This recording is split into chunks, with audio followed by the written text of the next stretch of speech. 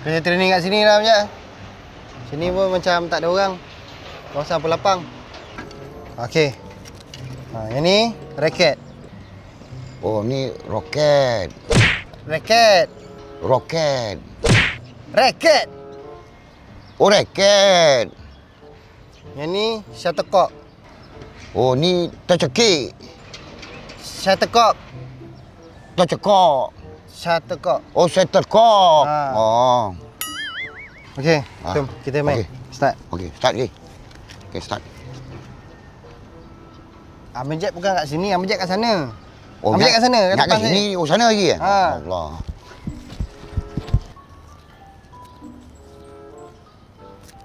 Hey, jauh tu. Sini. Dekat depan saya, depan saya. Ni jauh tu. Okey. Bukan dekat ni, belakang tu. Ha, okey. Jom ni lagi. Abang Jack, salah tu posisi sini. Menghadap saya. Oh. Ha. Okey. Dah.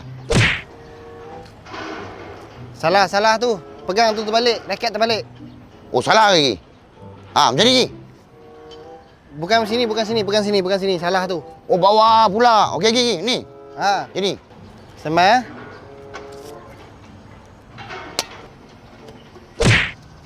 Pukul lah Abang Jack. Kena pukul. Shuttlecock tu kena pukul. Dah buat apa pegang raket? Kena pukul lah. Abang jangan ingat standby ya. Standby buat apa pegang raket? Mari sini balik. Aduh, hai. Mana? Sekali ya. Sama ya. Okey. Pukul shuttlecock ni. Okey.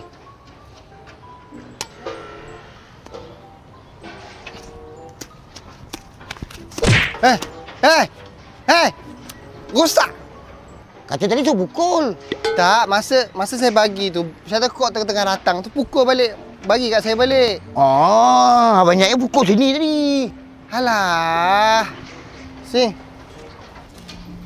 Alah. Ada pergilah. Okey.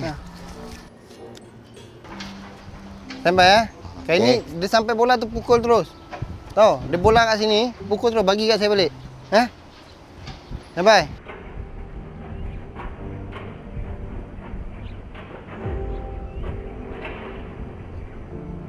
Come on, Jack. Come on. Kau boleh buat, Jack. Kau boleh buat.